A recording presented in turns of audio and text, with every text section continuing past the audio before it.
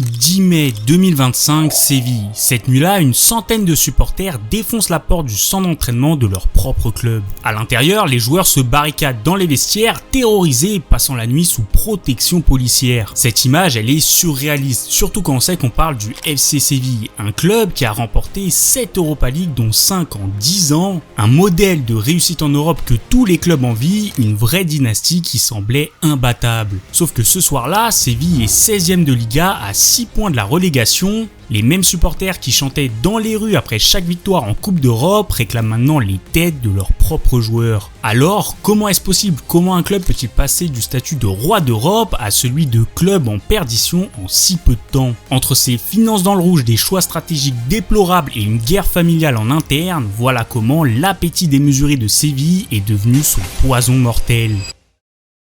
Pour comprendre l'ampleur de cette chute, faut d'abord revenir aux années dorées. Tout commence réellement en 2006 quand le club remporte sa première Europa League moderne, puis enchaîne l'année suivante avec un nouveau trophée européen, mais c'est à la fin des années 2010 que Séville va construire sa légende. 2014, stade de la Juve à Turin, Séville affronte Benfica en finale d'Europa League, score final 0-0, puis 4-2 au tir au but, les Andalous soulèvent leur 3e Coupe d'Europe. 2015, stade national de Varsovie, cette fois c'est le Dnipro qui fait face aux hommes de Unai Emery. Les Ukrainiens ouvrent le score, mais Séville renverse tout en fin de première mi-temps grâce à Krychowiak et un doublé de Carlos Bacca. Victoire 3-2, 4e trophée européen en poche, et là l'histoire prend une dimension légendaire. 2016, Bâle, finale contre Liverpool, Klopp face à Emery. Daniel Sturridge ouvre le score pour les Reds, mais Gamero égalise. Puis derrière, Coquelin inscrit un doublé historique, victoire 3-1, 3 Europa League consécutives, du jamais vu dans l'histoire du foot européen. Mais derrière ce succès se cache un secret. Un homme de l'ombre, un architecte du marché des transferts, Ramon Rodriguez Verdejo dit Monchi. Cet ancien gardien devenu directeur sportif a révolutionné le foot moderne avec son modèle unique. Et le principe était génial dans sa simplicité. Acheter des joueurs peu connus ou en perte de vitesse, les faire progresser sous le maillot sévillan, puis les revendre avec d'énormes plus-values. Daniel Alves acheté 1 million, revendu 36, Rakitic arrivé pour 2,5 millions, parti au Barça pour 18, Carlos Bacca, Kondogbia, Negredo, la liste est interminable. Grâce à cette méthode, il finance des équipes compétitives à ses coachs tout en générant des bénéfices, un cercle vertueux parfait. Pendant que les autres clubs s'endettent, Séville, lui, gagne des trophées et de l'argent. Sauf qu'à l'été 2017, il y a un vrai coup de tonnerre, Monchi décide de partir à la Roma. Après 17 ans au club, l'homme qui avait tout construit s'en va. Officiellement, c'est pour relever un nouveau défi. Officieusement, c'est plutôt à cause des tensions avec sa direction. José Castro, le président, et les autres membres du board commencent à avoir des visions différentes pour l'avenir de Séville. Certains veulent maintenir le modèle prudent de Monchi quand d'autres veulent passer à la vitesse supérieure. Le club recrute alors Joaquín Caparrós comme directeur sportif, un ancien de la maison certes, mais qui n'a pas la même vision que Monchi. Et ça va se voir direct, car Caparrós, il va privilégier des coûts marketing plutôt que des investissements réfléchis. Avec les signatures de Quincy Promes pour 21 millions, Amadou pour 15 millions ou Niagnon pour 14 millions, sans Monchi, Séville se retrouve un peu perdu. Le club termine 6e de Liga, se fait sortir par le Slavia Prague en 8e de Ligue Europa, et au bout d'à peine 1 an et demi, il rappelle Monchi pour revenir les sauver. Sauf que le Monchi de 2019, c'est pas le même qu'en 2017. Il a goûté aux échecs, aux critiques, aux remises en question à la Roma et il revient dans un club qui lui aussi a changé. Les ambitions ont grandi, les exigences aussi, le modèle bon père de famille, c'est fini. Terminé. À Séville maintenant, on veut rivaliser avec le Real et le Barça en championnat, on veut se qualifier pour la LDC, on veut jouer pour gagner les plus gros trophées. Et le mercato d'été 2019 va le prouver. Séville change presque toute son équipe.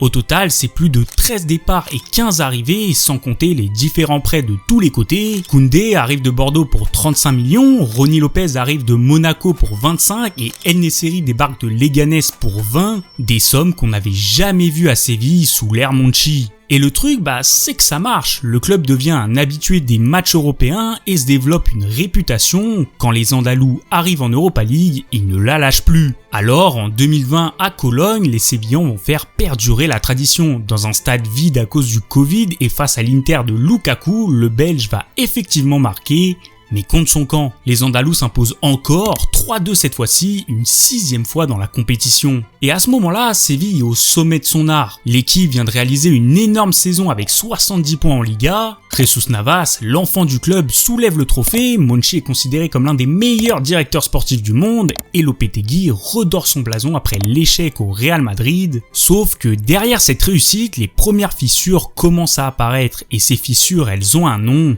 l'ambition. Une ambition qui va devenir dévorante, mais surtout une guerre de pouvoir qui va tout détruire. Car pour comprendre l'effondrement de Séville, il faut plonger dans les coulisses du club. Et mon Dieu, c'est un bordel. Pour faire simple, Séville n'est pas un club comme les autres. Contrairement au Real, au Barça ou à l'Atlético, Séville appartient à un groupe de familles locales puissantes qui se partagent les actions entre elles. Par exemple, les Del Nido détiennent le plus gros du paquet, 24% des parts. Mais il y a aussi les familles Castro avec 21%, Carrion avec 15%.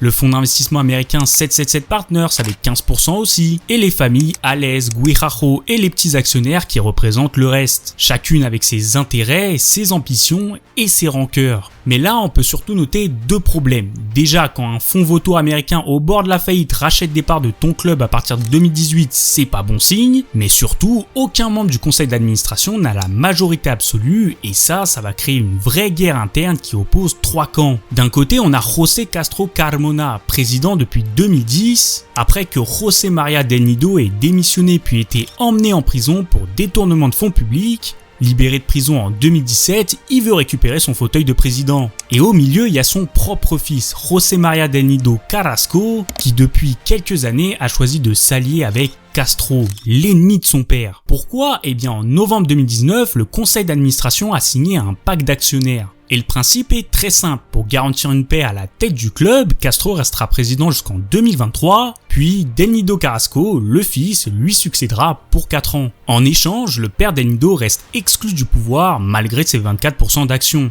Une trahison pour certains, pour d'autres c'est un plan très malin. Et au milieu de tout ça, on retrouve donc le fonds 777 Partners. Arrivé en 2018 contre quelques pourcents du club, il est à la base invité par Castro comme allié contre le père Del Nido, mais très vite le fonds change de camp et soutient le père Del Nido, parce que le conseil d'administration actuel refuse d'écouter leurs idées de modernisation du club. Ah, je vous avais dit que c'était compliqué, j'avais prévenu. Le truc c'est que cette guerre familiale c'est un peu devenu une telenovela en Espagne. Ça se critique par médias interposés, ça remet en cause la gestion du club, et en décembre 2023, ça envoie tout valser avec le père Del Nido qui dit à son fils « T'es une merde » devant toute l'assemblée. Voilà, j'imagine l'ambiance qu'il y a dû avoir au repas de Noël juste après, sauf que si on reprend un peu de sérieux 5 minutes, les conséquences sont désastreuses. Au-delà de l'image, les comptes sont dans le rouge et ne sont même plus approuvés par les actionnaires. 41 millions de pertes en 2021, 25 millions en 2022, 19 millions en 2023, c'est catastrophique. Le père Del Nido lance des procès à tout va pour récupérer le pouvoir et exige même qu'on lui verse son salaire de président, soit 750 000 € par an, puisque c'est lui qui a le plus d'actions. Et au milieu de tout ça, tu as donc Monchi, qui doit gérer un président qui fait des actes de trahison, un mec qui veut reprendre le pouvoir, son fils qui veut le trahir, et un fonds américain qui veut récupérer le gâteau en soum-soum. Alors avec toutes ces Europa League qui s'enchaînent, les transferts sont devenus un vrai foutoir. Castro veut son mot à dire sur les finances, le fils Del Nido veut prouver qu'il est capable de gérer le club, 777 Partners veut faire des coups médiatiques et le daron critique tout depuis l'extérieur. Le directeur sportif n'a plus les mains libres et quand on voit les transferts après l'Europa League de 2020, c'est effrayant. Papou Gomez arrive de l'Atalanta contre 6 millions à 33 ans, t'achètes Souzo pour 22 millions au Milan, tu fais revenir Rakitic, tu signes Lamela et Martial avec des énormes salaires, sans parler d'Isco qui est venu pour 6 mois à peine et qui s'est embrouillé avec Monchi, mais surtout tu vends plus personne ou presque. Là où avant dans l'ancien système tu aurais vendu Koundé ou El Nesseri direct, là tu vas attendre plus longtemps pour espérer aller en LDC. C'est simple, entre 2016 et 2024, la masse salariale a presque doublé, passant de 42 millions à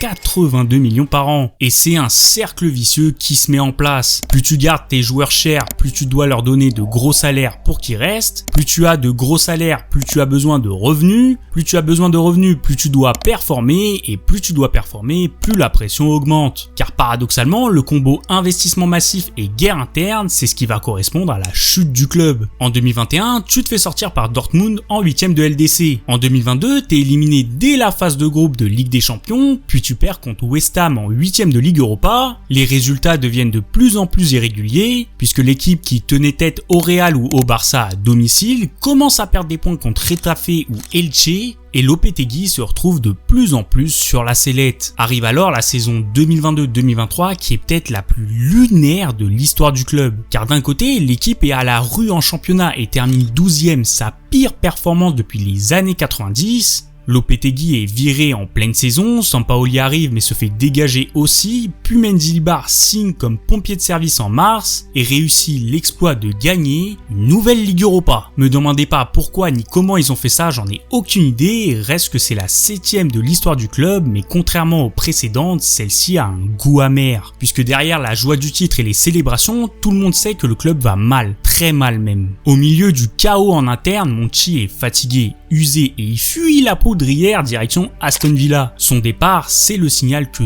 tout va s'effondrer. Séville se retrouve sans vision, sans méthode, sans cap, bref, sans directeur sportif compétent. Et pourquoi je dis qu'il a fui ? Tout simplement parce qu'en décembre 2023, le pacte du conseil d'administration arrive à son terme. Le fils d'El Nido devient officiellement président, Castro devient lui vice-président, mais le père d'El Nido refuse en disant que c'est la nomination la plus illégitime de l'histoire du club, et les procédures judiciaires continuent. Bref, cet été-là, le mercato est catastrophique. Sans directeur sportif compétent et sans plan de recrutement cohérent, tu fais pas grand-chose. Tu vends Bono, qui était peut-être l'un de tes meilleurs éléments qui te restait, et tu valides Djibril Sow et Luke Bacchio pour 20 millions d'euros, ce qui donne donc une saison avec une élimination de la LDC sans la moindre victoire. 3 entraîneurs différents en une saison. Une 14e place en championnat, soit le pire classement du club depuis sa remontée en 2001, et enfin une non-qualification en Coupe d'Europe pour la première fois depuis 2003. Bref, en 2024, le club a perdu 82 millions d'euros et le pire, c'est peut-être cette saison. La recrue la plus chère de l'été, c'est Accor Adams de Montpellier pour 5 millions et demi. L'équipe est mal structurée, le jeu est inexistant, sans identité. Tu revis une saison avec 2 coachs différents et puis arrive le match de trop, la goutte d'eau qui fait déborder le vase, la défaite 3-2 à l'extérieur contre le Celta Vigo. 16e au classement, Séville se retrouve avec 6 petits points d'avance sur le premier relégable Las Palmas à 3 journées de la fin. Alors à leur retour au centre d'entraînement, les joueurs sont attendus par les supporters et après des affrontements, ils sont obligés de se barricader toute la nuit pour pas que ça dégénère. Séville, le roi d'Europe, le modèle de réussite, est devenu un chaos à ciel ouvert, les trophées ont provoqué sa chute.